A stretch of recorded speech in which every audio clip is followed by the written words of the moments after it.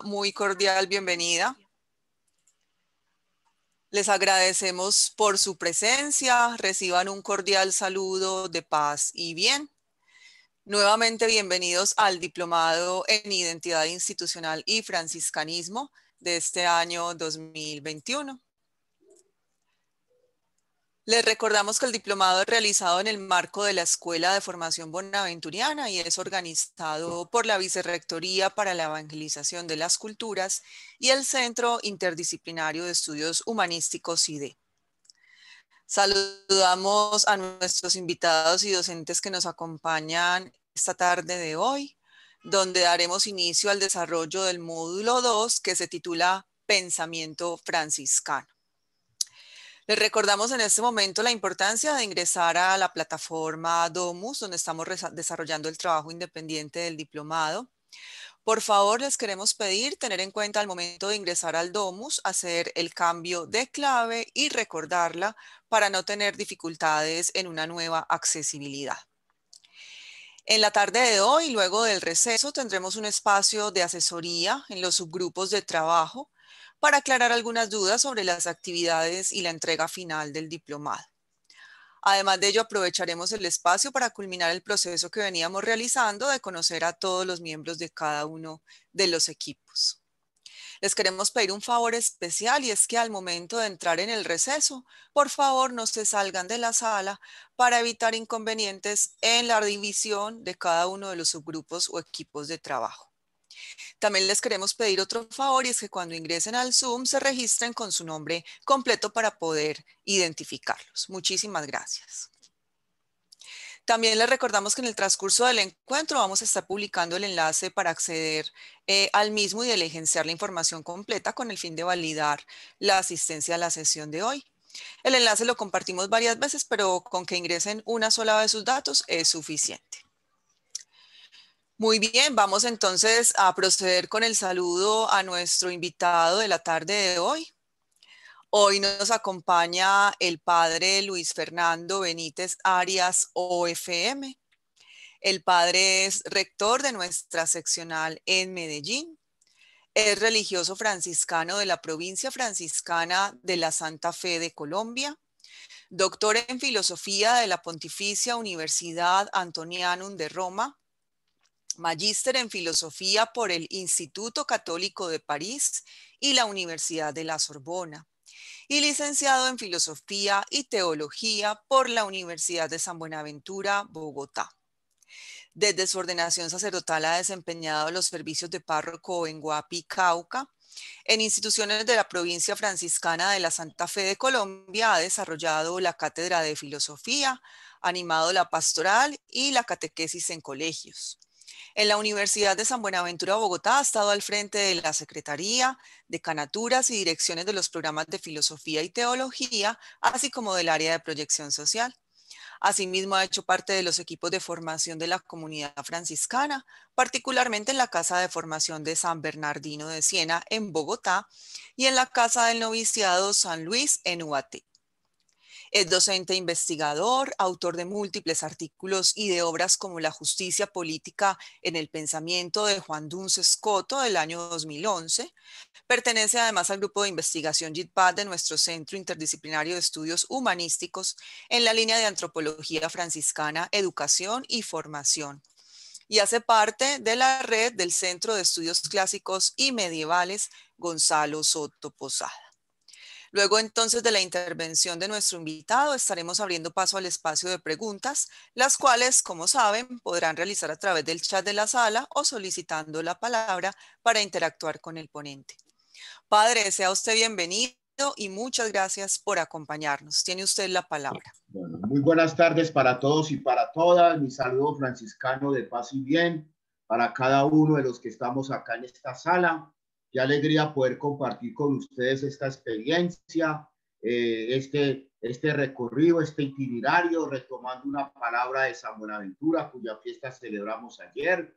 Entonces, que este itinerario formativo se nos va como compenetrando y apersonándonos más de nuestra institución franciscana, particularmente en la seccional de Cartagena y de Medellín, que este itinerario realmente formativo nos ayude para que cada día nos sintamos mucho más vinculados a nuestra universidad, para que en realidad constituyamos lo que todos nosotros estamos buscando, ser una verdadera comunidad, una verdadera fraternidad de hermanos y hermanas, donde la diferencia sea el elemento básico e importante entre nosotros. El franciscanismo, como lo vamos a ver con estos autores franciscanos, propende por la diferencia, el respeto por la diferencia y la diversidad.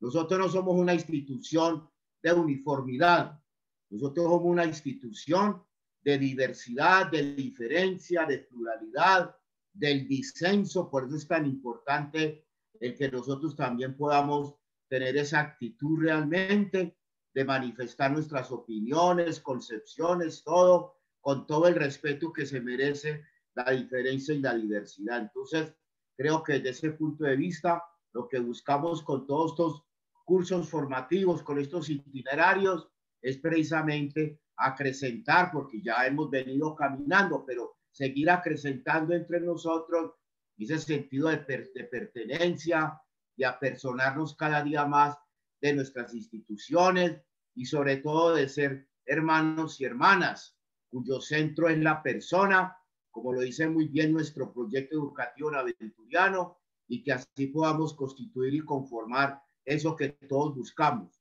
la fraternidad, donde todos nosotros nos sintamos como hermanos y hermanas perteneciendo a una misma fraternidad, en la diferencia, que es lo principal.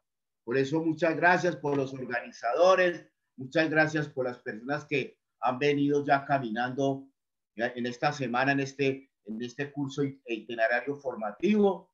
Y bueno, que Dios nos bendiga, nos ayude y que ojalá pues sigamos sacando adelante todas estas propuestas tan bien preparadas y bien habidas para el crecimiento de todos.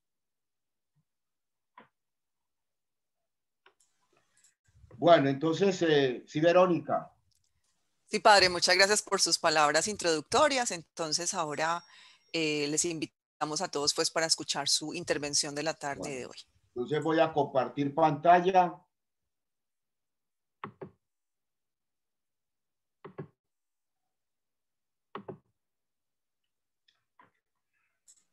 Bueno, quisiera antes de comenzar a presentar las diapositivas que también he preparado, sí quisiera de pronto compartir con ustedes unos lineamientos como muy generales de lo que significa hablar de la caracterización del pensamiento franciscano. ¿Qué significa eso? Entonces voy a compartir con ustedes estas ideas porque pues lo importante es que la segunda parte que si Dios quiere haremos el próximo lunes, esa segunda parte de este diplomado, donde ya presentaremos autores más particularmente. Sin embargo, yo quisiera en esta tarde compartir con ustedes esta caracterización tan importante para nosotros. Entonces, por eso, pues, quiero compartir con ustedes estas ideas, ¿no? Ahora bien, por caracterización, parte del título de esta presentación, entendemos la tarea de destacar ciertos rasgos, cualidades de algo que, estando dentro de un conjunto, sin embargo, tiene aspectos muy propios. Con ello se distingue ciertamente de los demás. Esto es muy importante, porque cuando hablamos de caracterización, hablamos de un conjunto, pero dentro de ese conjunto vamos a identificar diversidades, vamos a identificar diferencias, vamos a identificar aspectos que realmente difieren de uno y otro. Nosotros hemos escuchado hablar por mucho tiempo de la escuela franciscana.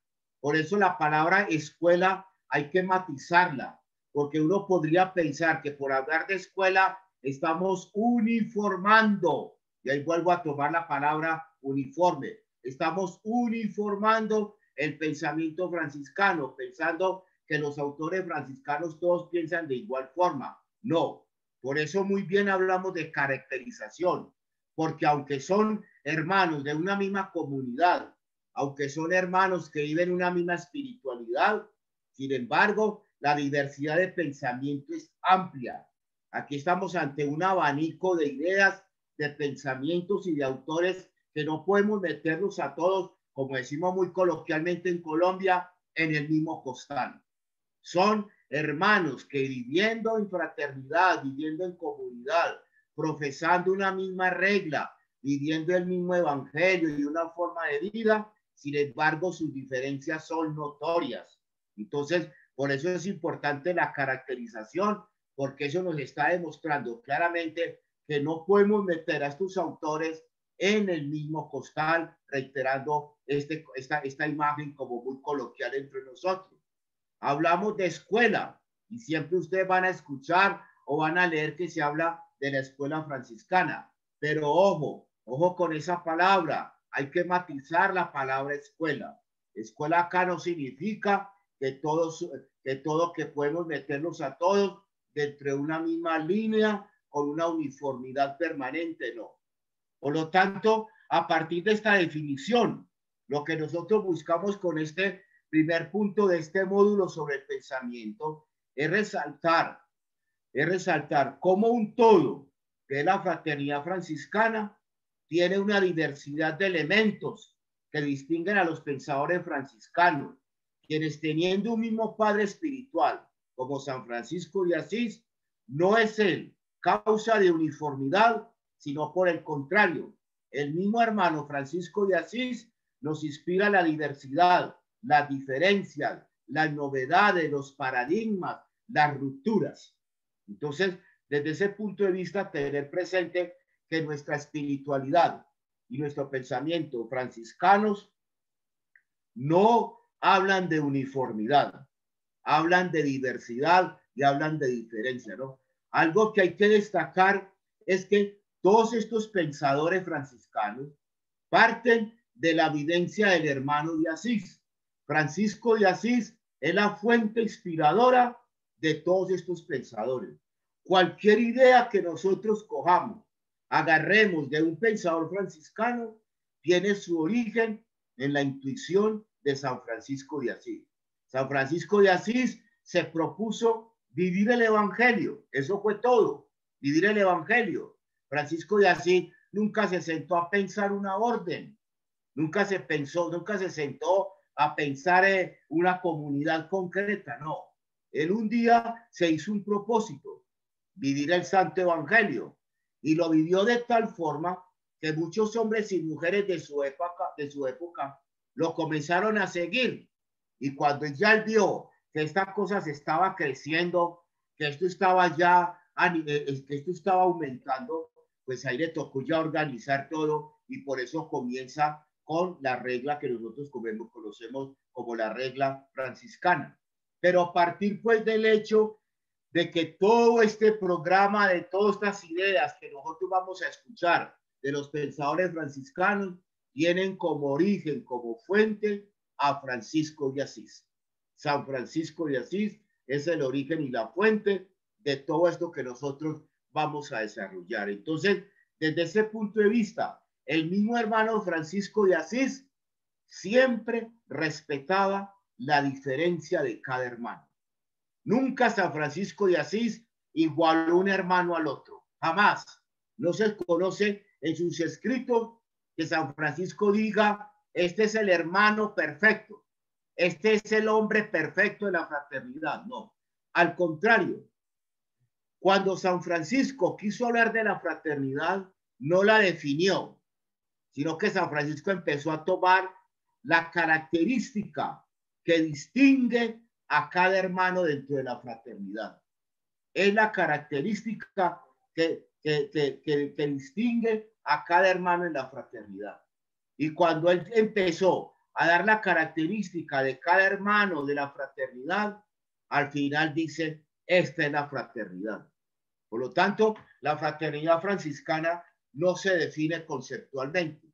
La fraternidad franciscana no está hecha. Es un proyecto de vida que se elabora y se forma con los hermanos y hermanas que se encuentran en el momento haciendo una misma itinerancia, haciendo un mismo camino. Entonces, si fuéramos a definir la fraternidad en la seccional de Cartagena, habría que comenzar por tomar el elemento caracterizante, el elemento identificador, el elemento diferenciador de cada una de las personas que hacen parte de esa seccional Cartagena. Y al final podemos decir, esta es la fraternidad San Buenaventura en Cartagena. Entonces, desde ese punto de vista, nos damos cuenta pues que es importante tener presente que la inspiración de todos estos autores, que ya veremos en la segunda parte de este módulo, los autores que vamos a ver nosotros, todos se inspiran en el hermano Francisco de Asís.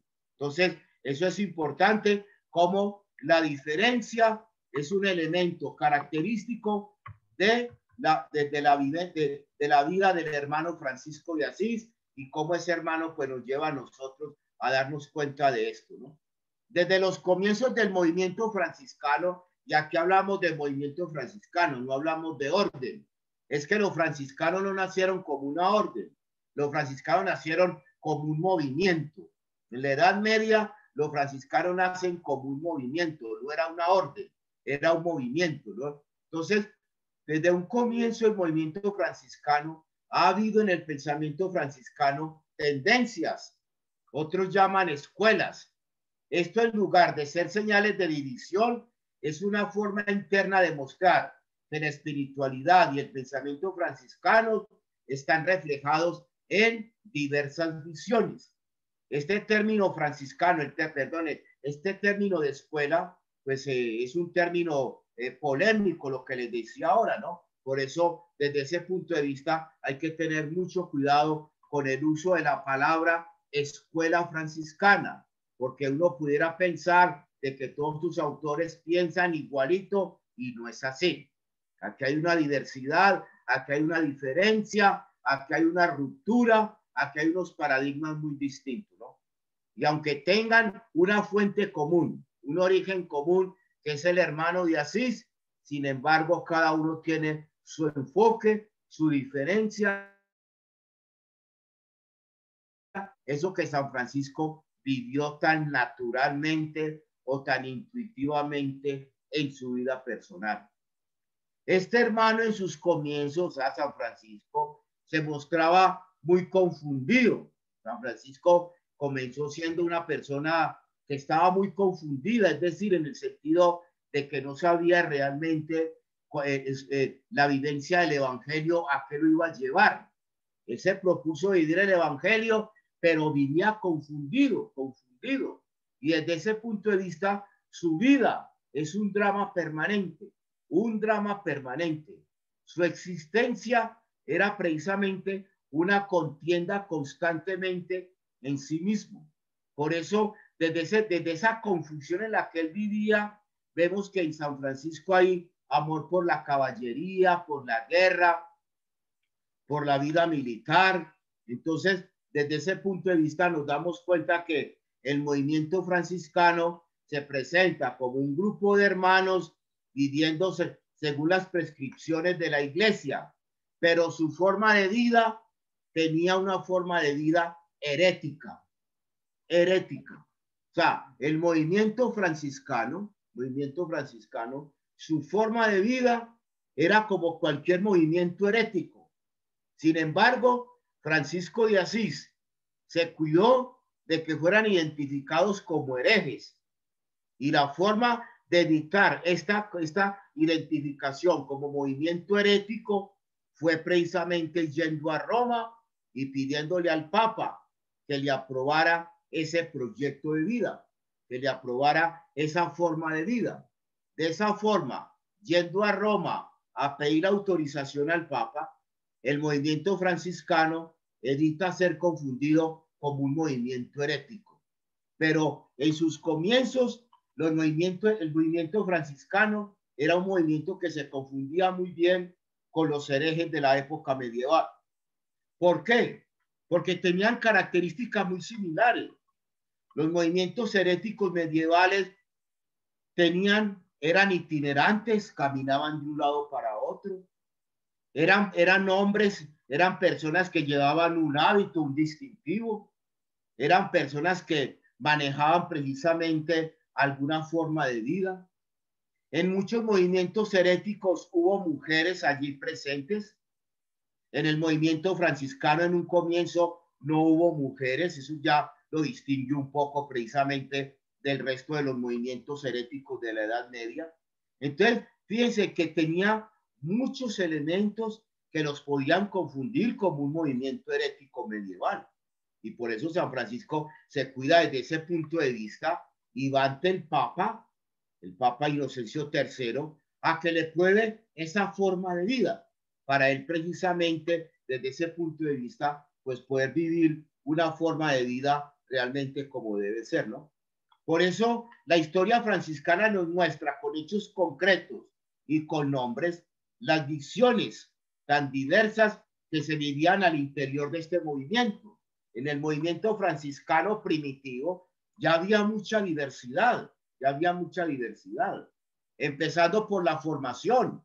En ese movimiento, en ese primer movimiento franciscano, había gente estudiada, gente preparada, pero también había gente ignorante, esa es la palabra, ignorante, que no tenían ninguna formación. Entonces, desde ese punto de vista, nos damos cuenta que desde un comienzo en el movimiento franciscano, hubo ya muchas diferencias, hubo mucha diversidad. Y a eso es que yo quiero apuntar, a que nos demos cuenta que nosotros todos tenemos nuestras diferencias, nosotros todos somos diversos, nosotros pertenecemos a una comunidad marcada por la diferencia y por la diversidad. Y nuestra tarea es el respeto precisamente por esa diferencia y por esa diversidad. Entonces, desde ese punto de vista, nos damos cuenta que ya desde un comienzo el movimiento franciscano ya existía precisamente toda esa parte de la diversidad y de la diferencia, ¿no? Ahora bien, esto ha sido caracterizado por los historiadores, que desde un comienzo han visto que en el movimiento franciscano había precisamente conflicto. Pero ojo que esa palabra conflicto no es la palabra que le queremos presentar como una cuestión violenta, destructiva, como una forma de eliminar al otro. No, hay que tener cuidado con el concepto de conflicto. Conflicto no es violencia, conflicto no es destrucción del otro, conflicto no es eliminación. Eso es otra cosa. Conflicto acá consiste que precisamente donde hay diferencias, donde hay diversidad, donde hay pluralidad, pues hay conflicto. Es decir, el conflicto consiste en que yo tome conciencia de que tú eres diferente de mí, de que tú eres diverso de mí, de que tú piensas de una manera muy distinta de la mía, que tu concepción de la vida, tu cosmovisión, tu forma de llevar la vida es muy diferente de la mía. Esa capacidad de reconocer diferencias, esa capacidad de ser tolerante con la diferencia y con la diversidad, eso es lo que se llama conflicto. Entonces, conflicto no significa estar agarrados permanentemente y dándonos puños, ni peleando, ni destruir o eliminar al otro. No, eso no es conflicto. Infortunadamente en Colombia, ante tanta violencia que vivimos, hemos cambiado y hemos realmente pervertido el verdadero significado del conflicto. Pero la palabra conflicto es una palabra sana, una palabra muy sana y tiene un significado muy positivo, porque el conflicto me lleva a mí al respeto de la diversidad, al respeto por el otro, al respeto por la diferencia. Tristemente, en un país como el nuestro, el que piensa distinto lo matan, lo desaparecen. Y entonces estamos diciendo que eso es conflicto, ¿no? Y hablamos del conflicto de la guerrilla, y hablamos del conflicto de los paramilitares, y hablamos del conflicto, y lo presentamos en términos negativos. Y nosotros debemos de depurar ese concepto y darnos cuenta que el conflicto significa capacidad de tolerancia, capacidad de reconocimiento de que tú piensas de una forma distinta a la mía, diverso de mí, y que por eso yo debo tener una actitud de respeto, de acogida hacia la diversidad y hacia la diferencia. Entonces, desde ese punto de vista, por eso nosotros tenemos que darnos cuenta cómo en ese aspecto tenemos que quitarle a la palabra conflicto esa palabra cargada de negativismo, de destrucción, de eliminación del otro, ¿no? De violencia. No, eso no significa conflicto. Entonces, yo espero que una consecuencia de este itinerario formativo es que nosotros depuremos el concepto del conflicto y le devolvamos su sentido original, que es el de respeto por la diferencia, que es el tener la capacidad de disentir, de darme cuenta que yo puedo decir mis ideas y mis cosas, así sean diferentes, aún con la autoridad, Y yo aquí me estoy clavando el cuchillo, porque yo llevo un mes acá en esta seccional de Medellín como rector y mira lo que estoy diciendo. Y los de la seccional Medellín, ojalá metan eso en un cuadro grandísimo, las palabras que está diciendo el rector en este momento, las vamos a meter aquí en rojo en este cuadro. El rector está diciendo, tengo derecho a disentir, aún así, delante de la autoridad. Entonces, meta eso allí en un recuadro rojo y pásele una cinta si quieren, donde el rector dijo el 16 de julio a las 2:28 de la tarde, dijo que yo tengo derecho a disentir aún delante de la autoridad. Entonces, ojalá los que me están escuchando, si en algún momento yo llego a faltar a este principio, me lo recuerden, me lo hagan ver, ojo, señor rector, que usted dijo tal día, tal hora, esto, y mire que está haciendo lo contrario. Entonces, eso es algo muy importante desde ese punto de vista. Ahora bien, el conflicto en la Edad Media, era una cuestión que se veía también en lo académico.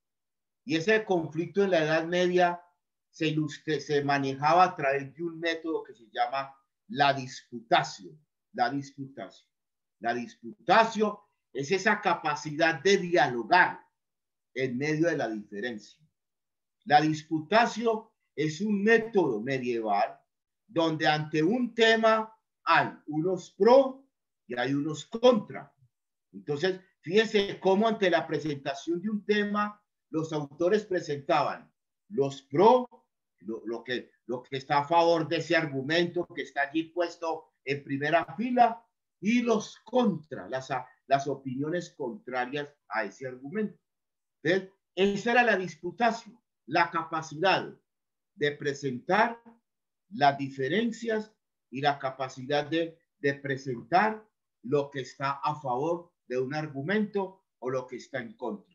Entonces, desde ese punto de vista, fijémonos cómo allí es claramente ese aspecto muy importante, realmente, cómo se nos lleva a nosotros a darnos cuenta que esa parte del conflicto se maneja en términos ya metodológicos de la Edad Media como la disputación.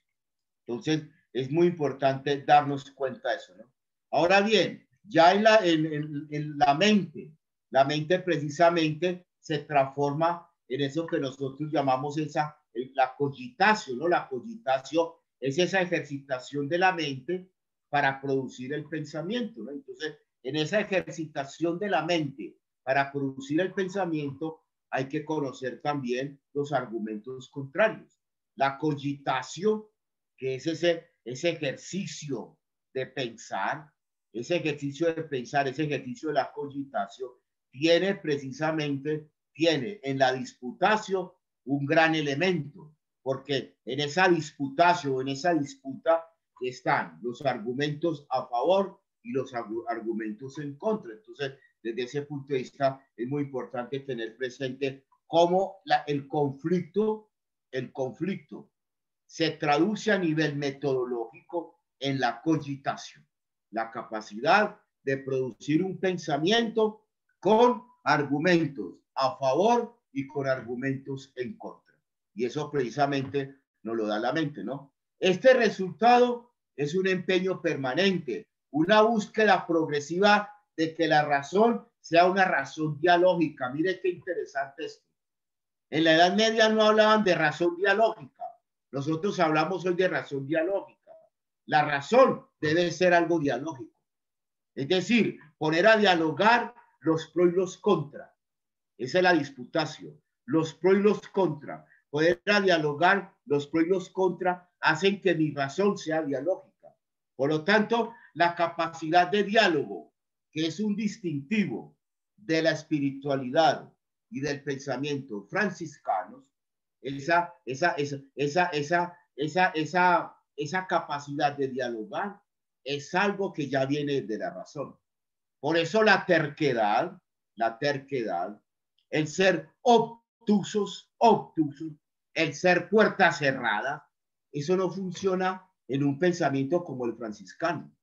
Eso no funciona en una espiritualidad como la franciscana. Eso de ser puertas cerradas, eso de ser obtusos, eso de ser tercos, eso no funciona en una espiritualidad como la nuestra ni en un pensamiento como el nuestro. Nuestra razón tiene que ser una razón dialógica, que yo produzca conocimiento, pensamiento, habiendo puesto a dialogar los pro y los contra de lo que quiero precisamente argumentar. Entonces, lo contrario de esa razón dialógica es la razón instrumental, que como muy bien lo apunta Herbert Marcuse. Herbert Marcuse es un pensador del siglo pasado que hizo parte de lo que se conoce como la teoría crítica de la Escuela de Frankfurt. Y en esa Escuela de Frankfurt, la teoría crítica de la Escuela de Frankfurt, Marcuse hizo parte, y Marcuse tiene unos estudios muy interesantes de cómo a lo largo de la historia la razón se ha ido presentando de formas distintas, cómo los seres humanos han presentado y han utilizado la razón de forma distinta. Entonces, la razón instrumental es la razón de la guerra, es la razón de la guerra. Marcuse vivió en carne propia la Segunda Guerra Mundial y él se dio cuenta de las atrocidades de la razón puesta al servicio de la guerra, de la razón puesta al servicio de la eliminación del otro, de la razón puesta al servicio del imperio, Entonces, desde ese punto de vista, él habla de cómo las atrocidades de la guerra, y que él vivió en carne propia en la Segunda Guerra Mundial, las atrocidades de la guerra han diseñado y han elaborado una razón que llama la razón instrumental. Esa no debe ser nuestra razón en el franciscanismo. Nosotros, como personas que hacemos parte de una institución franciscana, nosotros no podemos tener una razón instrumental, una razón que yo ponga al servicio de la guerra, de la violencia, de la destrucción del otro. Esa no tiene que ser mi razón. Mi razón tiene que ser una razón dialógica, de poner a dialogar los pros y los contras de un argumento. Yo tengo que ser una persona con capacidad de diálogo. Y es en ese diálogo donde yo favorezco y respeto las diferencias, que es el distintivo del pensamiento franciscano, que es el distintivo de estos autores franciscanos que después vamos a presentar. Entonces, digámoslo desde ese punto de vista, cómo nuestra razón dialógica debe estar puesta al servicio del poder y al servicio de todo lo que nosotros hagamos. Por eso, todos los que desempeñamos algún servicio de autoridad en la universidad, tenemos que ser personas de razón dialógica. Los rectores, los vicerrectores, los decanos, los directores de programa, los jefes de unidades, de apoyo, todos los que tengamos alguna participación en la autoridad de nuestra universidad, tenemos que ser personas con una razón dialógica, capaces de escuchar, capaces de respetar la diversidad, el disenso, capaces de respetar la diversidad, la pluralidad que debería haber en nuestras seccionales. Entonces, desde ese punto de vista, vamos viendo cómo un modelo de razón que se fue tejiendo en la Edad Media con la disputación, con el conflicto. Ese modelo de razón dialógica es el que nos debe acompañar a nosotros. Nunca pongamos la razón al servicio de la guerra, ni de la eliminación del otro, ni de la destrucción del otro. Esa es la razón instrumental de la que nos habla Marcuse y que tanto mal ha hecho durante la historia de la humanidad. Incluso la misma iglesia usó la razón instrumental. Yo que trabajo el pensamiento medieval, yo que trabajo el medioevo, vemos las atrocidades de la iglesia con las cruzadas. Eso, o sea, allí hay un ejemplo claro de cuando la razón se pone al servicio de la guerra, de la eliminación del otro, de la destrucción del otro. Y la iglesia hizo parte de esa razón instrumental a lo largo de la historia. Entonces, desde ese punto de vista, nosotros no podemos andar como caballos de hipódromo con los ojos cerrados, no. Nos damos cuenta que tristemente en esa historia nos ayudan precisamente, esa historia nos ayuda a comprender que allí también nuestra madre, la iglesia católica, también hizo parte de esa razón instrumental, porque las cruzadas son el mejor ejemplo de cómo la iglesia utilizó el poder para destruir al otro, para eliminar al otro, para hacer que su postura se impusiera sobre los otros. Entonces, creo que la iglesia también allí tiene parte en esa historia triste y negativa de la razón instrumental.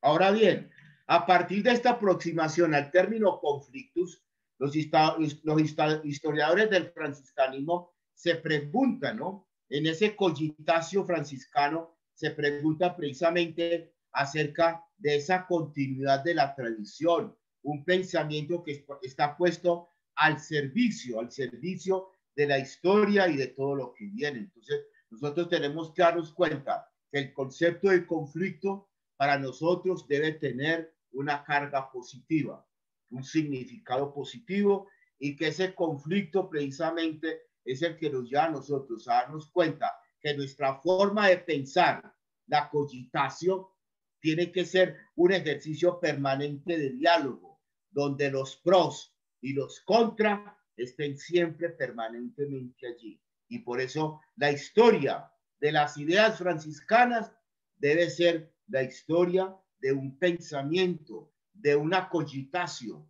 de una razón que está permanentemente en diálogo. Por eso todo lo que produzcamos en nuestras seccionales debe tener ese sello, esa marca, esa refrendación de la diferencia, de la cogitación, como esa capacidad de diálogo entre los elementos a favor y los elementos en contra. Entonces, por eso es tan importante el trabajo en equipo, el pensar en equipo, porque así como la razón hace su diálogo con los pro y los contra, y al final nos da una conclusión la misma razón, donde se unen los dos, los pro y los contra, de igual forma nuestro trabajo y nuestro ejercicio debe ser así también, en equipo, porque al final los pro y los contra nos van a dar precisamente una respuesta, una conclusión, una inferencia, que es lo que precisamente se va a convertir para nosotros en esa parte ya operativa de nuestra vida cotidiana. Entonces, digámonos cómo la razón sí tiene un distintivo muy grande entre nosotros, mujeres y hombres que vivimos en una institución franciscana y que hacemos parte de una entidad franciscana. Entonces, creo que desde ese punto de vista, nosotros no podemos dejar pasar de largo esta cuestión de darnos cuenta la importancia que tiene para nosotros esto, ¿no? Por eso, desde ese punto de vista, nuestra producción tiene que ser una cuestión precisamente de continuidad, pero también de discontinuidad. ¿Y cuando hay discontinuidad? Cuando generamos rupturas, cuando generamos paradigmas nuevos, cuando generamos visiones nuevas para abordar la realidad. Entonces, aunque hay una continuidad, aunque esa historia de las ideas franciscanas nos muestra una continuidad, también hay discontinuidad, porque esas mismas ideas generan ruptura, generan paradigmas, generan visiones nuevas de la realidad. Entonces, fijémonos cómo esa caracterización del pensamiento franciscano nos está invitando a nosotros a qué, a ponernos en un caminar, en una itinerancia de continuidad y de discontinuidad. Por eso hablamos de las buenas prácticas, que hay que continuarlas, pero también hablamos de mejorar aquello que no nos ayuda, discontinuidad, creando paradigmas nuevos, rupturas, creando visiones nuevas, creando precisamente elementos que nos ayuden a pensar la realidad de otra forma. Entonces, por eso es importante ver que nuestro pensamiento franciscano se mueve dentro de esas ideas del pensamiento franciscano, se mueve una continuidad y también una discontinuidad, porque nosotros tenemos que estar generando continuamente rupturas, tenemos que estar innovando, tenemos que estar generando cambios, transformaciones. La San Buenaventura Colombia se define como una universidad en autoevaluación permanente. Ahí está. Si ya por definición somos una institución en autoevaluación permanente, significa que nosotros tenemos un ideario franciscano que nos da continuidad, pero también ese mismo ideario franciscano nos está generando discontinuidades, rupturas, paradigmas nuevos, visiones nuevas de afrontar la realidad. Entonces, desde ese punto de vista, nos damos cuenta, pues, y ahí es donde viene la importancia precisamente de que esta programación de parte del CIDED que se nos propone, nos presenta precisamente la posibilidad de ver esas líneas generales del pensamiento franciscano, de ver cómo hay una historia de las ideas franciscanas, de cómo hay una historia de las ideas del pensamiento franciscano. Y es allí donde vemos autores, San Buenaventura, Juan Dulce Escoto, por ejemplo, por tomar esos dos ejemplos, son completamente distintos. Son completamente distintos, muy distintos. Buenaventura es muy platónico, muy plotino, muy San Agustín. En cambio, Escoto es Aristóteles, Avicena, el pensador medieval, lo que ya genera entre los dos una discontinuidad. Entonces vemos allí la riqueza. Dos hermanos que son de la misma espiritualidad, de la misma comunidad, de la misma regla de vida, sin embargo, sus pensamientos son distintos. Entonces, es eso lo que nosotros tenemos que darnos cuenta, que hay una historia de las ideas franciscanas que nos muestran la continuidad, pero también la discontinuidad. Y, por ejemplo, Juan Dulce Escoto generó muchas rupturas en la Edad Media, en su época, 1263 a 1308. Incluso fue un hermano que murió muy joven, y siendo tan joven, sin embargo, dejó una obra, una producción impresionante a nivel de pensamiento, siendo tan joven. Entonces, el Juan Dulce Escoto genera precisamente una ruptura, un paradigma distinto del que se venía dando. Entonces, fijémonos que siendo hermanos de una misma comunidad, siendo hermanos que viven una misma espiritualidad, sin embargo, sus formas de pensar son muy diferentes. Entonces, fijémonos por qué hablamos de la caracterización, retomando el título de esta reflexión, la caracterización, para mostrar que aunque hacen parte de un todo, de un conjunto, de una comunidad, de una fraternidad, en ellos hay diferencias, en ellos hay diversidad, en ellos hay enfoques distintos, en ellos hay discontinuidad. Y eso no es malo, eso no es malo. Eso no es una cosa para uno rasgarse las vestiduras, no.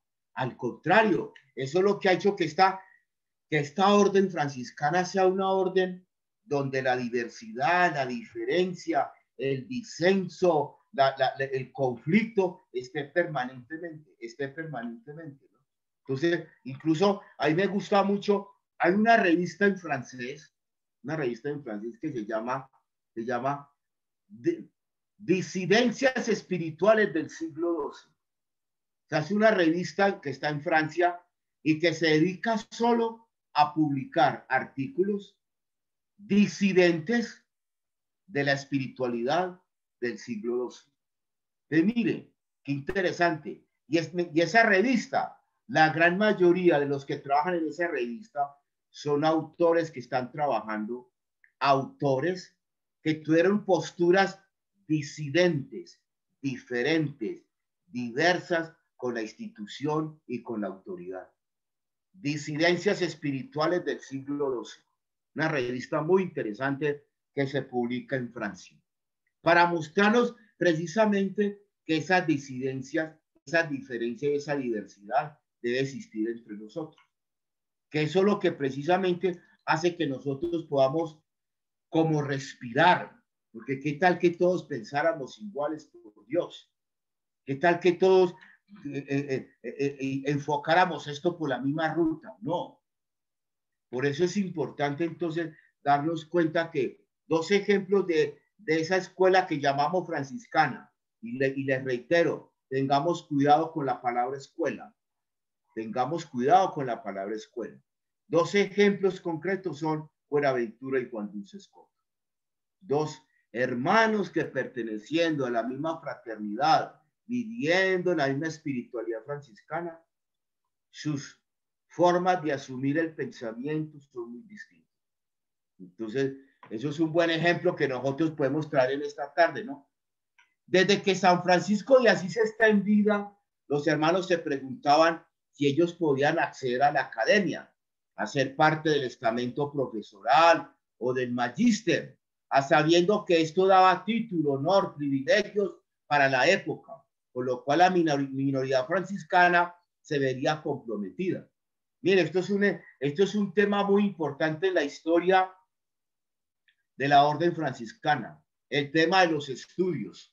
En la Edad Media, estudiar daba renombre, daba honor, daba puesto, daba privilegio. Y San Francisco desde un comienzo vio que esto podía ser peligroso, Sin embargo, Francisco nunca se opuso a los estudios. Hay lecturas que presentan a Francisco como un ignorante, pero esos son lecturas de la persona de Francisco de Asís. Pero San Francisco de Asís, él sí vio que la academia, el estudio, podía de pronto pervertir, distorsionar este proyecto de vida, porque estudiar daba honor, privilegio. Y él veía que en su fraternidad había de todo. Hermanos muy preparados, muy estudiados, muy académicos, pero también tenía hermanos ignorantes, con cero formación, sin ninguna formación. Entonces, el peligro fuera que eso empezara precisamente a generar divisiones. Entonces, hay quienes presentan que San Francisco de Asís se oponía a los estudios. Él no se opone a los estudios. Él lo que invita es que el estudio no vaya a pervertir el proyecto de vida franciscano. Eso es lo que Francisco advierte, pero nunca se opuso a los estudios. Y eso oponerse a los estudios, como les digo, son lecturas que se hacen de la persona de Francisco de Asís. Pero hay que tener presente que para nosotros hoy, Francisco de Asís habla en sus escritos. Y si nos atenemos a esos escritos, vemos cómo Francisco de Asís lo que hizo fue prevenir de que el estudio que daba honor, poder, privilegios en la Edad Media no fuera a pervertir o a dañar o a distorsionar el proyecto de vida que él quería vivir con sus hermanos. Entonces, en ese sentido, Francisco sí, digámoslo así, tiró la alarma, haciendo llevar a que los hermanos se dieran cuenta de que tuvieran mucho cuidado precisamente con eso, ¿no? Pero entonces, desde ese punto de vista, nos damos cuenta que al interior del movimiento franciscano, estas visiones ya precisamente nos están mostrando que el franciscanismo desde un comienzo fue un movimiento donde la diversidad y la diferencia estaban presentes. Aún en eso, aún en los grados de preparación, en los grados de formación, en los grados de estudio, vemos que hubo muchas diferencias. Entonces, desde ese punto de vista, fijémonos cómo desde un comienzo en el movimiento franciscano, la diferencia ha sido un elemento importante para nosotros. La historia nos indica que la necesidad de preparar hermanos para la predicación, como era la usanza, hizo que la vida de estudio, esta dimensión, comenzara a ser parte de la vida franciscana.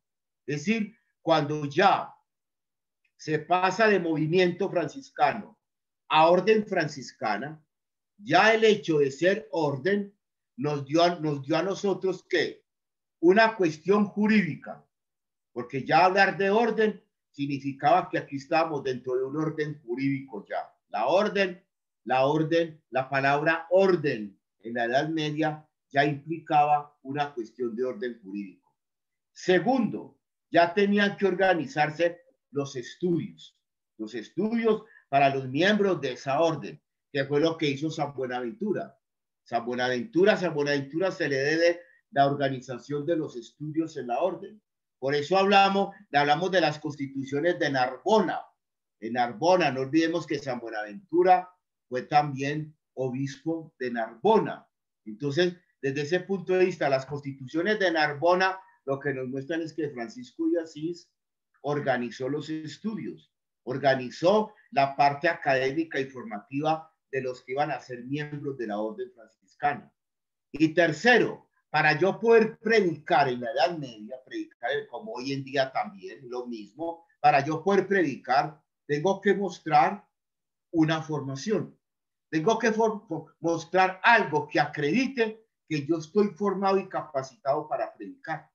Por lo tanto, esas tres cosas, lo jurídico, los estudios y la predicación, hicieron que precisamente el estudio ingresara dentro de la orden franciscana para poder entonces ya desde ese punto de vista darnos cuenta que el estudio hace parte también de la espiritualidad franciscana y que el estudio no es una cuestión allí como un añadido, como un apéndice, como una cosa, si usted quiere, no es si usted quiere, es un elemento constitutivo y formativo. Entonces, desde ese punto de vista, nos damos cuenta de la importancia que tiene pues el estudio y de cómo estos hermanos franciscanos por eso le dieron tanta importancia a la parte académica, al estudio, a la producción del conocimiento, todo eso, ¿no?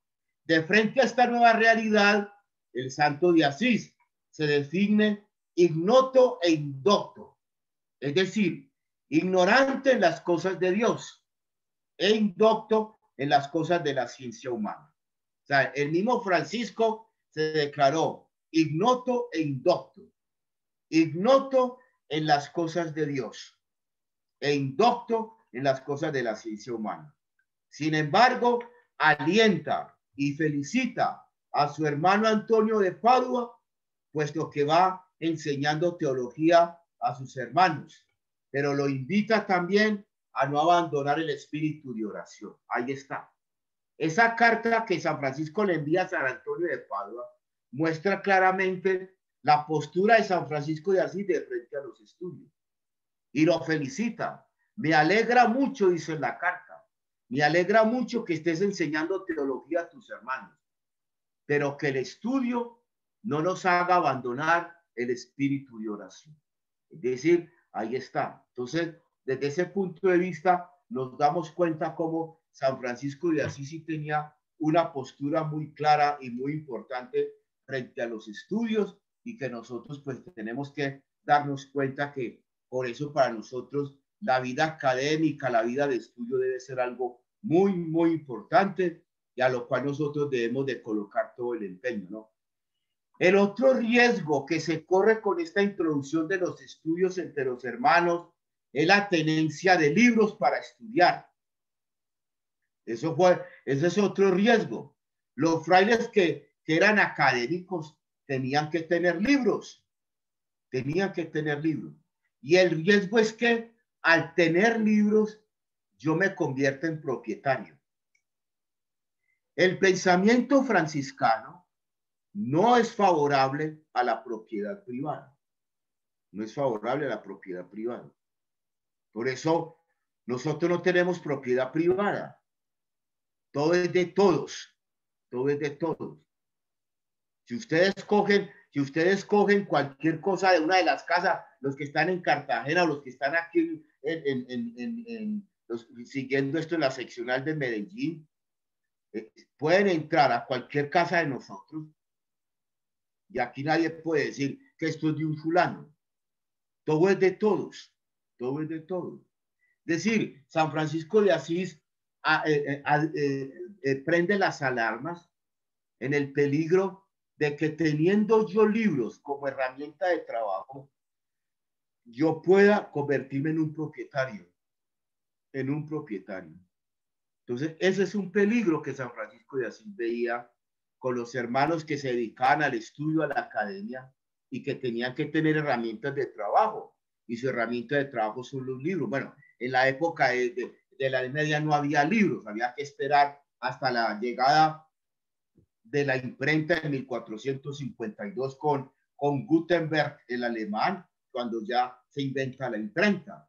Pero hablemos acá de códices, hablemos acá de documentos, hablemos acá de referencias para trabajar. Es decir, los instrumentos, las herramientas que tendrían que tener estos hermanos académicos. Entonces, eso sí es otra cuestión en la cual San Francisco pues tenía el riesgo precisamente de que al tener esas herramientas de trabajo, al tener esos libros, yo pueda convertirme en un propietario. Y San Francisco nunca favoreció la propiedad privada, y eso lo vamos a encontrar también en los autores franciscanos. No se favorece la propiedad privada. Al contrario, la propiedad privada es una consecuencia del pecado humano. Y así lo va a describir sobre todo Juan Dulce Escoto.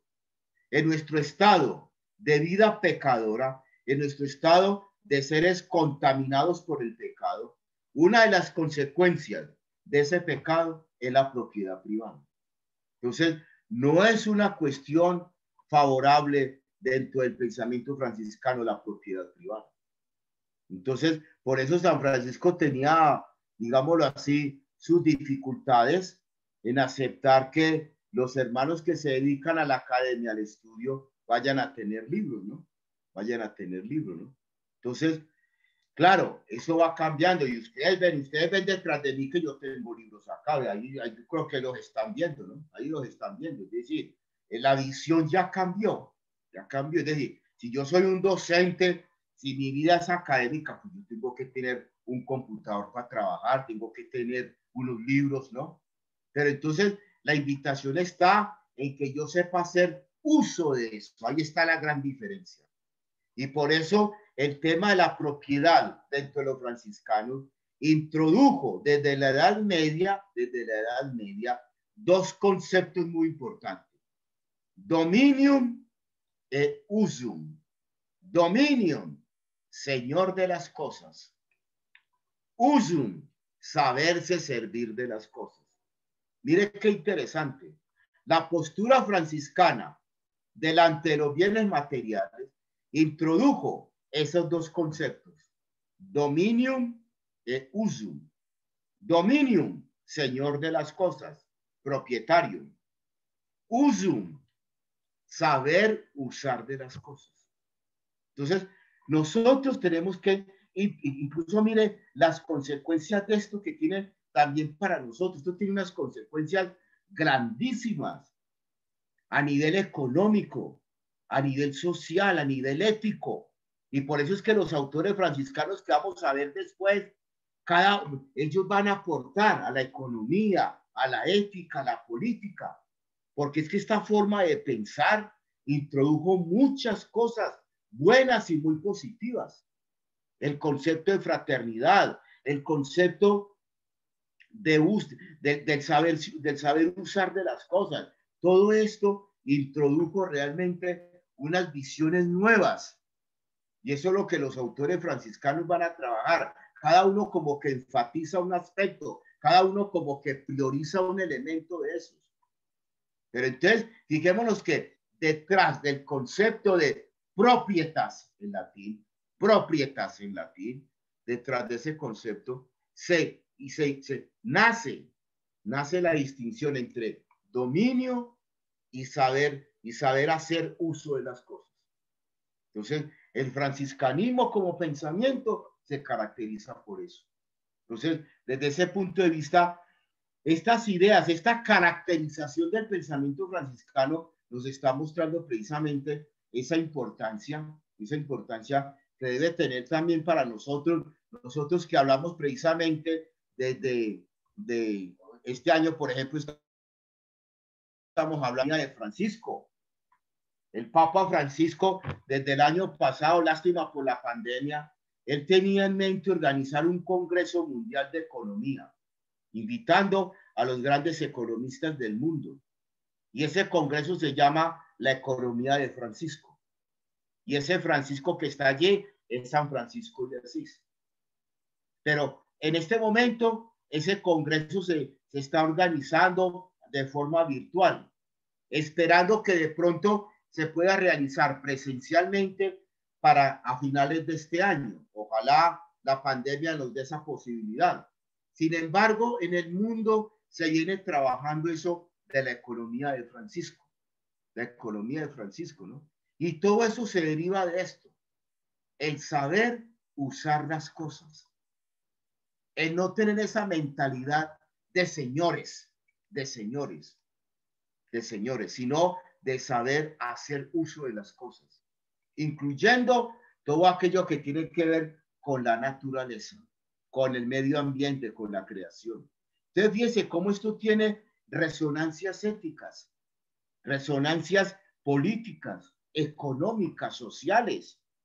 Es decir, y eso es lo que yo quiero destacar en la segunda parte de este diplomado. En esa segunda parte es ver cómo cada hermano que vamos a presentar, cada hermano franciscano que vamos a presentar, le aportó algo muy grande precisamente al pensamiento, ¿no? Entonces, desde ese punto de vista, nuestro estudio, nuestra parte académica, nuestro estudio tiene que ser un continuum y un discontinuum en el desarrollo del pensamiento. Nosotros tenemos que caracterizarnos por conocer la historia de las ideas franciscanas, y es lo que estamos haciendo, pero también por generar rupturas, discontinuidades, paradigmas nuevos. Y eso es lo que tenemos que hacer. Qué dicha poder pensar la economía hoy en día de otra forma, discontinuidad. Qué dicha poder ubicarnos delante del medio ambiente desde otro punto de vista, discontinuidad.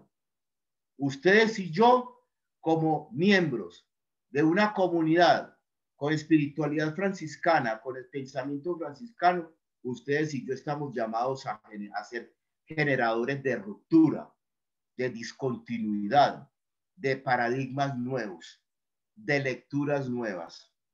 Entonces, creo que el objetivo precisamente de esta formación, de este itinerario franciscano, además de ayudarnos a tener ese sentido de pertenencia por nuestra Universidad San Buenaventura, lo que nos está generando a nosotros es que nosotros seamos personas de continua producción de ideas y pensamientos que generen ruptura, cambio, transformación, discontinuidad. Y a eso estamos llamados. Entonces, de acuerdo con todo esto que estamos abordando, por eso todos los temas, Dios, hombre, mujer, mundo, naturaleza, ser, creación, historia, política, etcétera. Todo eso hay que verlo dentro de esa historia de las ideas franciscanas que tienen su origen precisamente en Francisco de Asís. Y que nunca San Francisco de Asís nos invita a imitar. Ustedes no van a encontrar la palabra imitación en Francisco de Asís. Francisco de Asís habla de conformitas, de ahí viene conformar, conformitas. ¿Qué significa conformitas?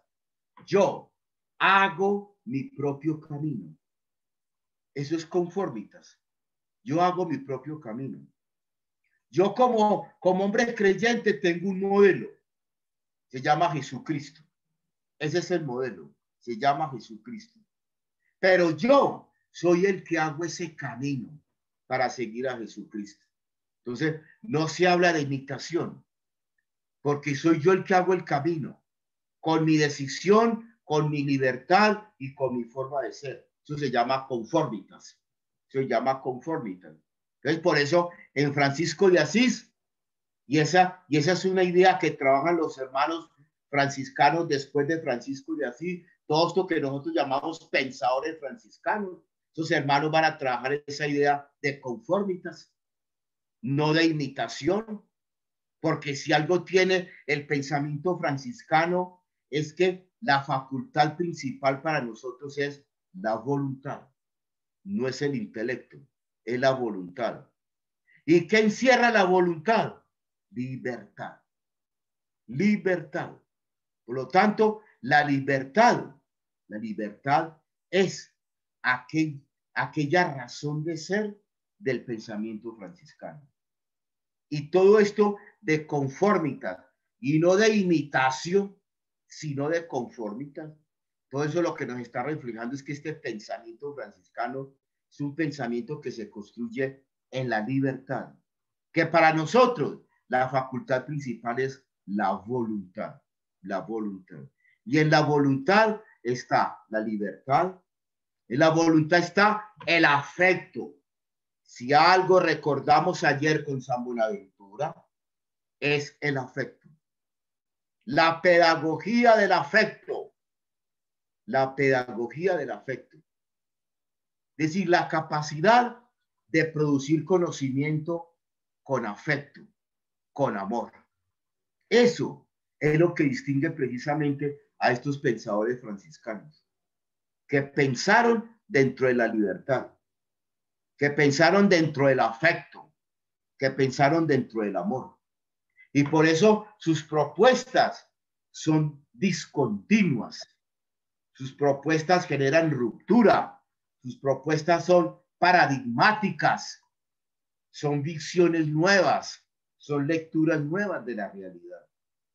Y eso es lo que tenemos que hacer usted y yo.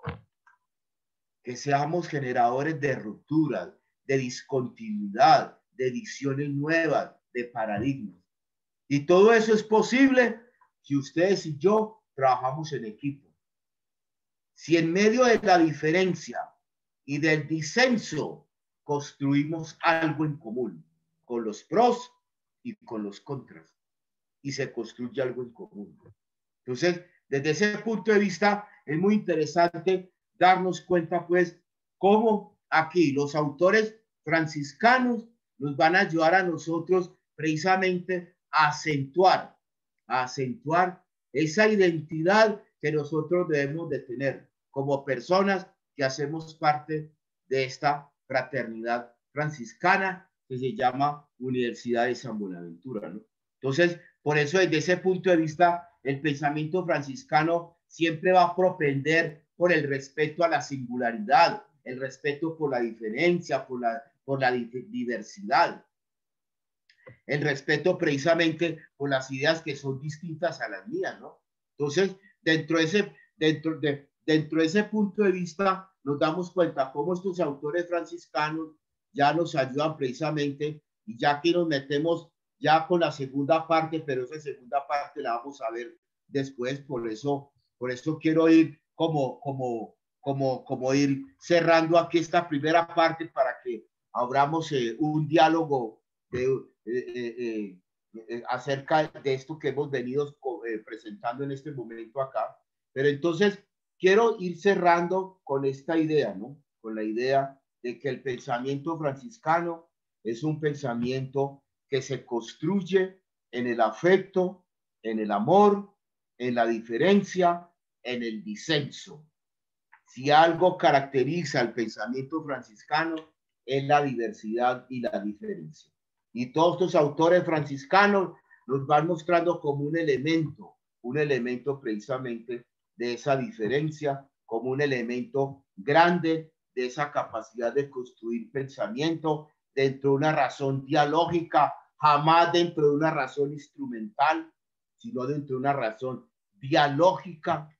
Dentro de esa razón dialógica, construir pensamiento y construir precisamente todo lo que de la academia, la pedagogía y la administración hace. Por eso es que incluso existe un modo franciscano de administrar. Y hay un documento muy interesante. Yo aquí en Medellín lo voy a trabajar y yo espero que allá también sugiéranle al padre Jesús Antonio en Cartagena que trabaje el documento con ustedes, el modo franciscano de administrar. El modo franciscano de administrar. Eso es un documento muy interesante. Y acá en Medellín, con el padre Fabián, nuestro vicerrector administrativo y financiero, vamos a trabajar ese documento. Porque hay también un modo franciscano de administrar. Esto no es solamente para los que estamos en la academia, para los que estamos de pronto trabajando con estudiantes. Hay una secretaria que puede decir, bueno, entonces uno tiene que ver conmigo porque yo soy secretaria de la Facultad X. No, señora, qué pena.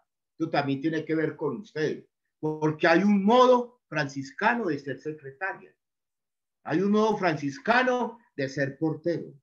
Hay un modo de ser franciscano de ser conductor. Hay un modo de ser franciscano de pintar el salón. Es decir, la administración a la manera franciscana. Entonces, desde ese punto de vista, todo eso son producto de esta historia de las ideas franciscanas, de esta caracterización del pensamiento franciscano. Entonces, desde ese punto de vista, no olviden la diferencia, la diversidad, la construcción del pensamiento franciscano en la diferencia, la diversidad, el afecto, el amor y el disenso es lo que a nosotros nos debe caracterizar. Y nosotros hoy estamos recogiendo todo eso que estos hermanos franciscanos han ido organizando, han ido pensando y que nosotros llamamos hoy caracterización del pensamiento franciscano. Entonces, este es un ideario, una caracterización y ya la segunda parte del diplomado, de este módulo, la segunda parte ya es presentar a esos hermanos de una forma mucho ya más concreta con sus ideas, ¿no? Entonces, acá, Verónica, acá pongo ya cierro acá. Entonces, si quieres ya con la coordinación tuya, abrimos el espacio para que tengamos un diálogo en este momento. Padre, muchísimas gracias. Muy interesante, pues, como toda la ilustración que nos hace de todo este asunto del pensamiento franciscano, que es un tema bastante amplio, además de muy pertinente en el mundo actual. Les invitamos entonces en este momento a formular sus preguntas. Ya tenemos, o también a levantar la mano y a intervenir para que hagan sus aportes. Tenemos por aquí una pregunta. Bueno, el profesor Wilfredo de Cartagena nos está brindando sus aplausos con su cámara abierta. Profesor, un saludo cordial, un abrazo. Padre, una pregunta por acá en el chat. ¿Qué elementos debería tener una manera franciscana de hacer docencia? Muy bien. Elementos franciscanos para la docencia, ¿no? Y precisamente te respondo a la persona que la hizo, te respondo con lo que acabo de decir. El afecto, el afecto. Es decir, si para nosotros los franciscanos la facultad principal es la voluntad, significa que todo mi ejercicio docente tiene que estar enmarcado dentro de esa facultad. Y esa facultad que me ofrece a mí libertad, afecto y amor. Por lo tanto, mi ejercicio docente tiene que estar enmarcado dentro de eso. La libertad, en cuanto que todo el que esté delante de mí se pueda expresar sin miedo alguno, disentir libremente, proponer, decir, afecto, que esa persona se sienta cercana, que vea realmente a un hermano o a una hermana, que acoja. Lástima esta pandemia que nos ha amarrado las manos para abrazarnos, nos ha cerrado la boca para besarnos y poder realmente sentir eso que significa ser hermano o hermana, sentir ese afecto, esa cercanía. Pero no podemos olvidar eso, por más que la pandemia nos coarte, no podemos en este momento olvidar eso como principio. Como principio de la docencia, la cercanía, que está en el afecto y el amor, que son propios de la voluntad como facultad principal del pensamiento franciscano. Entonces, resumido, diría yo que la docencia se debe ejercitar con libertad, con afecto y con amor. Excelente, padre, muchas gracias. Bueno, esa era una pregunta precisamente de uno de nuestros docentes del CIDE, el profesor Hugo Nelson Castañeda. Muy bien. Bueno, ahora el profesor Luis Fernando Sánchez nos dice, un fraterno saludo al padre Luis Fernando. La facultad de la voluntad por encima del intelecto lo va a desarrollar ante todo Duns Scoto o algunos más.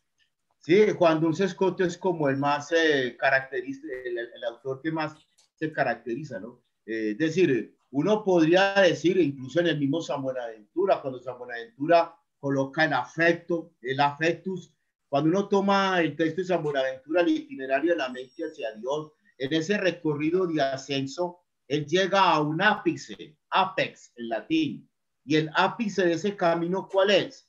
Precisamente el afecto.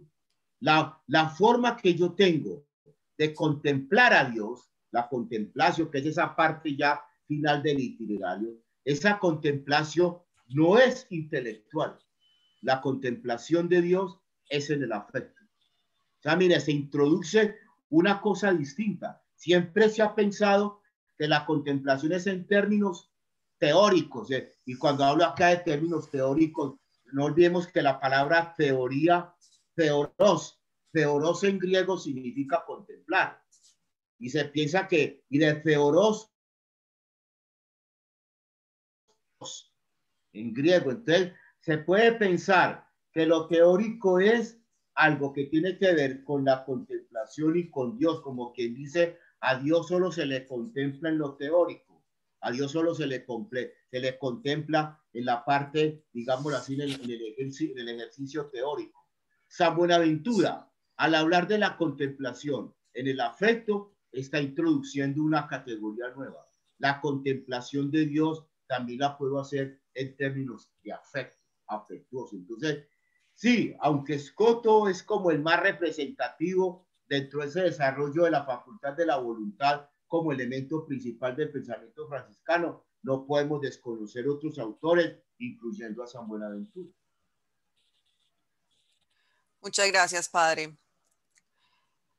Bueno, por aquí el profesor Luis Fernando nos dice, le agradecemos podernos compartir el documento Forma Franciscana de Administrar, así se llama, padre. Ah, sí. Pero Claro yo quiero una pregunta. Yo no sé cómo levantar la mano. Con mucho gusto. Bueno, profe, ya le doy la palabra. Regáleme un segundito, yo formulo primero una que tenemos aquí en el chat y luego le doy la palabra a usted, profe Eduardo. Padre, tenemos una pregunta de María Inés Caldera. Ella dice, buenas tardes. ¿Cómo puedo vincular de una manera asertiva el pensamiento franciscano a mi labor como trabajadora social? Muchas gracias. Qué bien, ¿no? Vea, ¿quién formuló la pregunta? ¿Cuál es el nombre? María Inés Caldera, profesora María Inés. María Inés, mira, si algo debe distinguir a nuestra universidad. Hola, ¿cómo estás? Muy bien, ¿y usted, padre? Puedo verte la Claro, carita. un segundito.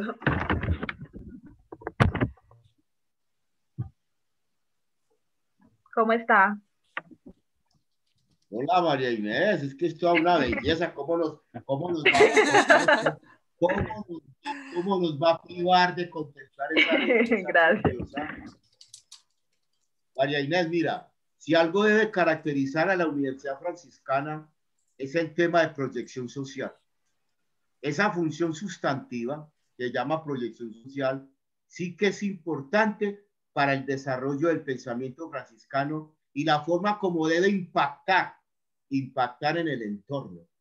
Entonces, una persona como tú, que tiene ese servicio de trabajo social, de estar precisamente en medio de las comunidades humanas, de ejercitar eso que se llama desarrollo comunitario, tú tienes el mejor campo afuera, y lo digo afuera en cuanto que desarrollamos todo como intramural, tú tienes la posibilidad afuera de llevar todo eso que intramuralmente nosotros construimos, investigamos y desarrollamos. Entonces, creo que tú tienes la mejor oportunidad de poder llevar afuera lo que nosotros hacemos aquí a nivel de pensamiento construido en el afecto, en el amor, en el disenso, en la diferencia. Entonces, creo que, es decir, tú tienes el mejor campo. Para mí, tú tienes el mejor campo fuera de estos mundos. Gracias, Padre. Tienes el mejor campo.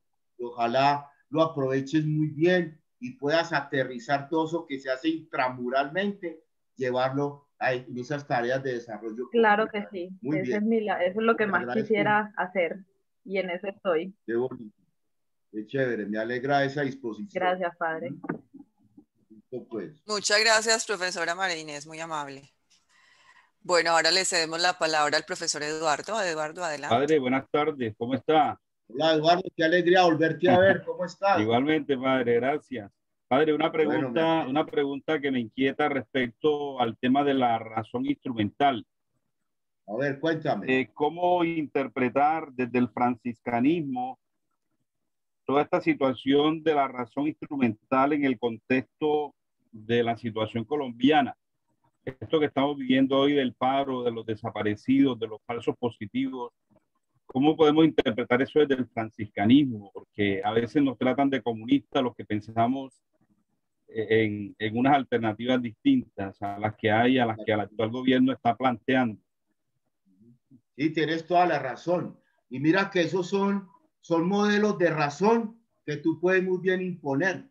O sea, una persona que está al frente de la autoridad, del poder, puede muy bien imponer sus ideas, sus criterios, sus visiones del mundo a partir de una razón instrumental. Es decir, la razón la pone al servicio precisamente de cómo imponerse, y esa imposición pues lo lleva también a cómo desaparecer, cómo eliminar, cómo acabar con el que es contrario a mí. Y aquí en Colombia, desafortunadamente, tenemos personas que utilizan la razón instrumental para atentar contra los demás, desaparecerlos, eliminarlos, invisibilizar. Invisibilizar a los demás es una forma de practicar la razón instrumental. Claro, eso no puede ser posible para una persona cuya razón es dialógica, como tiene que ser para nosotros. Nosotros no podemos utilizar la razón para eliminar al otro, ni para destruirlo, ni para invisibilizarlo. Por eso es que nosotros, vea, y cuando yo digo nosotros, yo soy el primero.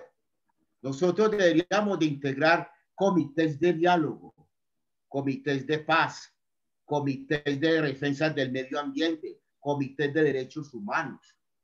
Eso es algo que nosotros deberíamos de hacer. Y yo agradezco a la seccional Medellín, porque yo veo personas acá en la seccional Medellín muy comprometidas con esos comités. Y no es que yo me esté lavando las manos diciendo que dicha que otros hagan y yo no. Yo tendría que estar en esos comités también, de paz, de defensa del medio ambiente, de derechos humanos. Esa es la razón dialógica. Esa es la razón dialógica. La razón del comité. La razón del comité. Entonces, creo que desde ese punto de vista, tú como activista, la mejor forma precisamente de desempeñar tu disenso con un gobierno, con una política, con una razón instrumental, la mejor forma de disentir, la mejor forma de demostrarle a la sociedad que tú eres un hombre con una razón dialógica y no instrumental, es perteneciendo a los comités, donde está el diálogo por la paz, por la justicia, por la defensa de los derechos humanos, de la vida, del medio ambiente. Entonces creo que los comités sociales son las mejores formas de poder yo participar con mi razón dialógica en esa defensa que se propone el comité. Muchas Listo, gracias, Fray, padre. gracias. Muy bien. Gracias, profesor Eduardo, por su intervención. Padre, tenemos por aquí otra pregunta. Nos dice el profesor Hugo Nelson, esa vocación de servicio que recomienda es lo mismo que el término minoridad que le hemos escuchado a los frailes. Claro, claro que sí, exactamente. No olvidemos que la palabra minor en latín, minor, y ahí viene minoridad.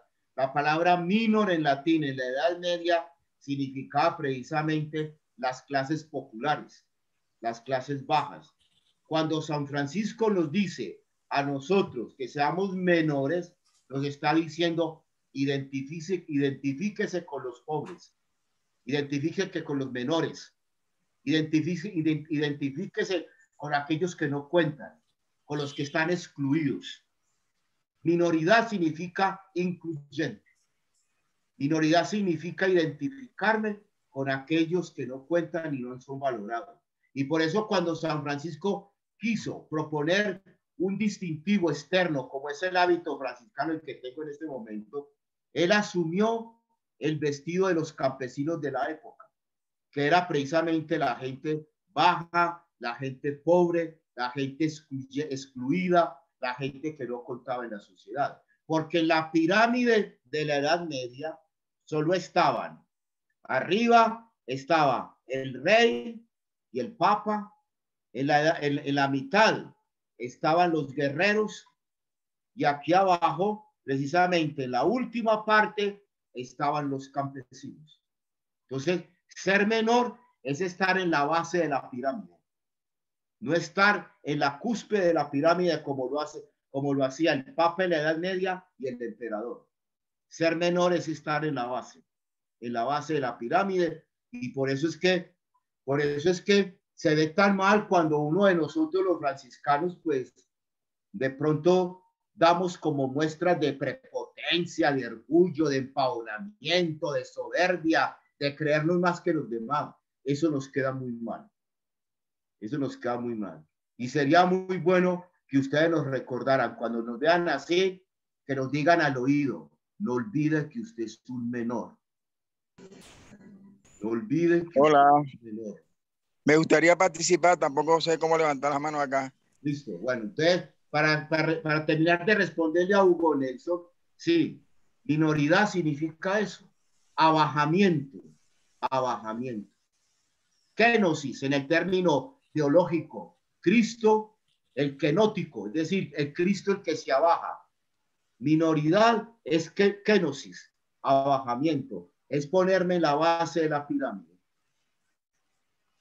Muchas gracias, padre.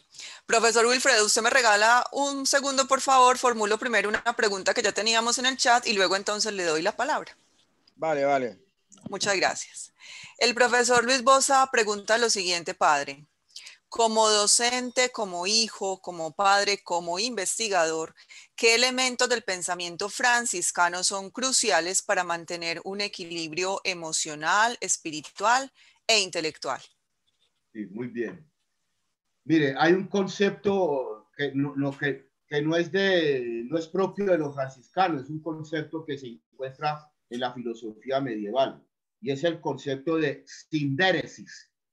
Sindéresis es el equilibrio, es decir, cuando yo digo que la voluntad es la facultad principal para el pensamiento franciscano, no significa que la razón la tengo que mandar para un lado. Es que yo no puedo dejar de ser racional. Yo soy por naturaleza racional. Entonces, desde ese punto de vista, ¿cuál es la sindéresis? El diálogo, el ajuste entre los principios, la libertad, las pasiones y las emociones. Esa es la sindéresis, ese equilibrio, ese diálogo permanente. Así como hablo de una razón dialógica, debe haber un diálogo permanente entre el intelecto, la voluntad, las emociones y las pasiones. Eso se llama precisamente sindéresis. Por eso es que nosotros, desde ese punto de vista, diariamente estamos desequilibrados. Mire, Cojamos una ley de tránsito, el código de tránsito. A mí me dice el código de tránsito que cuando yo veo una señal, un círculo con una flecha cruzada por una línea, significa que yo no debo hacer ese giro, ni a la derecha ni a la izquierda. ¿Por qué yo, conociendo el código de tránsito, sin embargo giro? Ahí es donde se ve el desajuste, el desequilibrio entre el principio del código de tránsito y mi libertad. Yo me da un bledo, me importa un bledo. Yo voy a girar y giro. Es más, ni siquiera pongo direccionales. No, voy girando. Es ese desequilibrio el que nos hace enfermos. Porque la razón va por un lado, los principios del código de tránsito van por un lado, sin embargo, mi libertad va por otro lado. Y lo mismo con las emociones y las pasiones. Tengo claro los principios, tengo claro los valores, tengo claro todo aquello que realmente rige mi vida. Sin embargo, yo desde mi libertad enfoco mis emociones y mis pasiones por cosas distintas a los principios.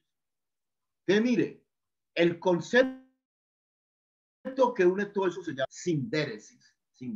Y es allí donde nosotros nos tenemos que dar cuenta que tenemos que estar en continuo diálogo. Mis principios en diálogo con la libertad. Hombre, si yo por principio sé que hacer tal cosa es mala, hombre, voy a hacer que mi libertad se decida por no hacer eso. Pero no, yo sé que tal cosa es mala, sin embargo, hago que mi libertad se decida por lo contrario. Entonces, es allí donde nosotros tenemos que estar continuamente buscando ese diálogo permanente entre inteligencia, entre voluntad, emociones y pasiones, para que seamos personas ajustadas, equilibradas, para que no estemos diciendo una cosa y haciendo otra. Ahí está. Pensando una cosa, pero al mismo tiempo deseo hacer lo contrario. Entonces, es allí donde nosotros tenemos que buscar siempre ese equilibrio. Muchas gracias, padre. Profesor Wilfredo, tiene usted la palabra. Bueno, desde la ciudad de Cartagena, la verdad es que me encuentro muy contento con la charla del padre porque eso nos da pie para seguir trabajando en estos momentos difíciles del país, donde, como siempre, aquí hemos hablado de que la filosofía y el pensamiento franciscano es contemporáneo y nos sirve de hoy. Incluso las condiciones que vivimos hoy, padre, lo quieren acabar, es el humanismo que nos dejó la Revolución Francesa, quieren acabar con todo eso. Por eso es que nos taparon la boca. Yo le llamo eso es un bozal, para que no hablemos, para que no saludemos, porque eso tiene que ver mucho con el sistema económico mundial que instrumentalizó todo, principalmente la razón. Hoy ya no somos seres humanos, somos una cosa. Y por eso hoy más que nunca el pensamiento franciscano es vigente y tenemos que hacerlo vigente en nuestra universidad para todos nuestros jóvenes. Gracias. Muy bien. Y esa es nuestra tarea, profesor Wilfredo. Formar personas con esa conciencia realmente de que seamos hombres y mujeres de diálogo, de apertura, de cercanía, de encuentro, de afecto, y que nuestra razón no sea una razón instrumental que está puesta al servicio de los que destruyen, al servicio de los que eliminan, al servicio de los que desaparecen, al servicio de los que invisibilizan. Nosotros no podemos formar personas en esa razón. Tiene toda la razón usted, profesor Wilfredo. Bueno, gracias, padre. Muy bien. Muchas gracias, profesor, por su intervención. Padre, tenemos también un comentario y pregunta además de Giovanna Macías Bedoya. Ella nos dice lo siguiente. Buenas tardes, padre. ¿Cómo hacer para aceptar el pensamiento contrario al nuestro sin que ello conlleve a volvernos personas sin criterio? Es decir, ahora pensar diferente a ciertas ideologías que se quieren imponer. Para poner un ejemplo, el aborto, entonces se nos señala como violadores de derechos, inquisidores, etcétera. O no compaginar con lo que está pasando con la Iglesia de Alemania, es de no ser incluyentes y desconocedores de otras formas de amor o de conformación de familias. Desde el pensamiento de San Francisco y el amor que él pregonaba, podemos encontrar un argumento que nos permita determinar hasta dónde podemos ser permisivos. A ver, es cierto que por eso es importante esa razón dialógica, porque en esa razón dialógica yo debo conocer los pros y los contras, ¿no? El tema, por ejemplo, que la profesora trae aquí, el tema del aborto, ¿no? Ser proabortista o estar a favor de la vida, ¿no? Entonces, creo que desde ese punto de vista, nosotros tenemos unos principios, unos valores, y esos principios y esos valores me tienen que llevar a mí precisamente a saber ver las posturas, aunque sean muy distintas de las mías, a saber ver esas posturas. Y es allí donde precisamente la tolerancia y la comprensión debe estar presente entre nosotros. Quizás una persona que tenga principios, criterios evangélicos, puede tener una postura mucho más abierta que aquel que precisamente no quiere reconocer pensamientos diversos ni posturas diferentes. Entonces, creo que desde ese punto de vista, el hecho de ser mujeres y hombres de evangelio, mujeres y hombres de una espiritualidad, de un pensamiento como el nuestro, nos ayuda precisamente a ser mucho más abiertos que precisamente aquellos que presentan posturas tan cerradas, tan fundamentalistas, que no reconocen la diferencia.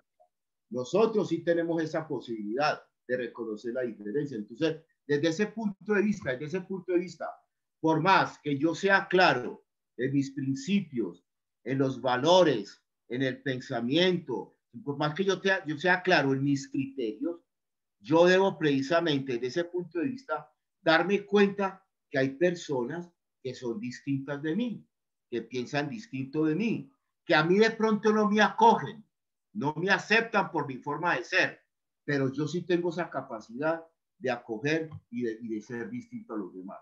El caso concreto fue Francisco de Asís. Mire, en 1219, en el año 19, hace 2 años, celebrábamos los 800 años del diálogo de San Francisco con el sultán en Egipto. Mientras la iglesia enarbolaba las banderas de la guerra, mientras la iglesia con sus ejércitos militares enarbolaba la espada para ir contra los musulmanes y los árabes en la Edad Media, ¿qué hizo Francisco?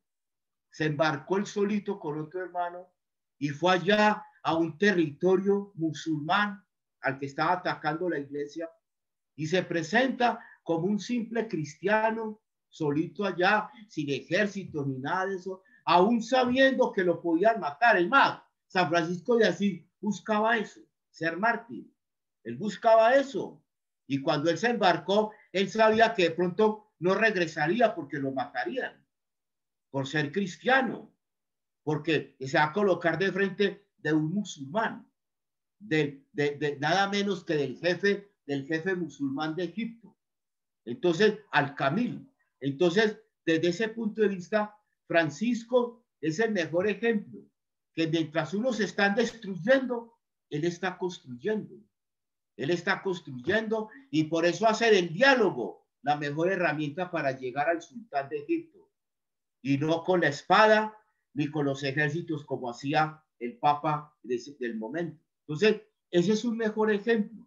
En medio de todo ese fundamentalismo, tanto de la Iglesia Católica a la época, como el fundamentalismo de los musulmanes, en medio de ese fundamentalismo, Francisco va con una actitud dialógica, de tolerancia, de comprensión, de respeto y de saber que está delante de alguien diferente de él. Entonces, lo mismo, mire, cuando uno tiene el pensamiento cristiano, el pensamiento evangélico, cuando uno maneja la espiritualidad de Jesús, la espiritualidad de Francisco, uno tiene esa capacidad de aceptar que el otro es diferente de mí. por muy distinta su forma de pensar, yo tengo esa capacidad. Mientras que el otro, dentro de su fundamentalismo, le impide verme como una persona diferente de él. Y yo nunca voy a buscar destruirlo, ni eliminarlo, ni desaparecerlo, ni invisibilizarlo, ni atentar contra ello. En cambio, muchas de esas personas, si vienen a mí y atentan contra cosas, destruyen edificios, queman puertas, quiebran cuestiones. Entonces, miren, ellos proceden con la violencia. Yo procedo con el conflicto, porque yo te reconozco en tu diferencia, en tu diversidad, en tu pluralidad. Yo te reconozco como una persona distinta de mí. No comparto tus ideas, pero te respeto.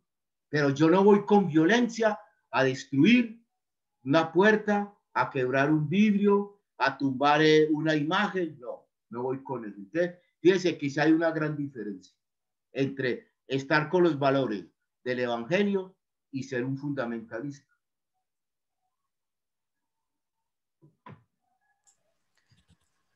Padre, muchísimas gracias por sus aclaraciones, por haber complementado su intervención. Creo que ha sido de mucha riqueza para todos poder escuchar estos momentos de preguntas, de devoluciones, de diálogo. Bueno, invito de pronto si alguien más tiene alguna pregunta, todavía tenemos unos pocos minutos para culminar esta primera parte. De pronto si tienen dificultad para levantar la mano, pueden perfectamente pedir la palabra a través del chat y yo inmediatamente les concederé la palabra.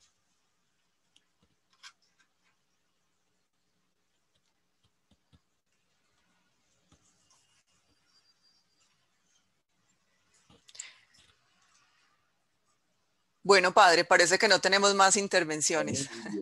Ha sido muy ilustrativa pues su intervención de hoy, su participación de hoy. Queremos agradecerle mucho por acompañarnos, valoramos mucho su tiempo, sabemos sus múltiples ocupaciones. Entonces, mil gracias por estar aquí. El lunes tenemos entonces nuevamente ya su intervención de una segunda parte. Y bueno, nos veremos entonces con usted el lunes. Muchísimas gracias. Que Dios los bendiga. Hasta luego todos, ¿no? Muchas gracias, padre. Bueno, una feliz tarde. Gracias.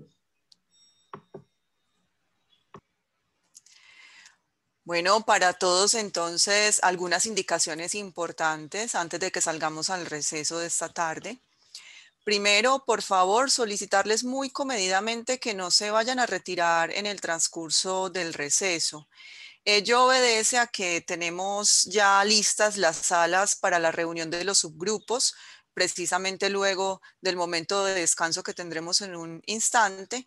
Entonces, si ustedes se retiran, al momento de volver a ingresar, habrá dificultades para que se puedan vincular con la sala correspondiente. Entonces, por favor, evitemos retirarnos en este ratico de receso. Vamos entonces, como les estoy planteando, a retornar en los subgrupos para realizar asesorías, para que conversemos un rato, para que además terminemos de presentarnos, porque no hemos culminado los procesos de presentación de cada uno de los miembros de las mesas, y podamos consultar dudas que tengamos sobre las entregas, actividades y demás asuntos relacionados con todo el trabajo independiente que estamos generando alrededor del diplomado. Entonces, queremos también hacer énfasis en un asunto importante. Hace un rato pues nos comunicaron que en la seccional Cartagena, el lunes particularmente, van a tener el tiempo libre, es decir, que el lunes será un espacio libre pues de trabajo tanto académico como administrativo. Pensando pues en esta novedad, ustedes saben que hemos tenido que ir haciendo algunos ajustes en el marco pues de las novedades que se nos han ido presentando.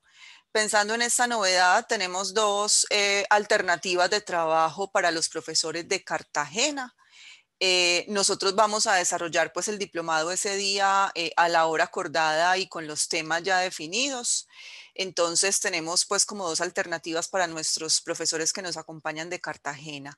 La primera es que se conecten de forma voluntaria pues a la sesión que vamos a tener el lunes de manera regular. Obviamente pues ya será una decisión personal el hecho de aprovechar su tiempo libre en este proceso. Eso para quienes puedan y quieran hacerlo.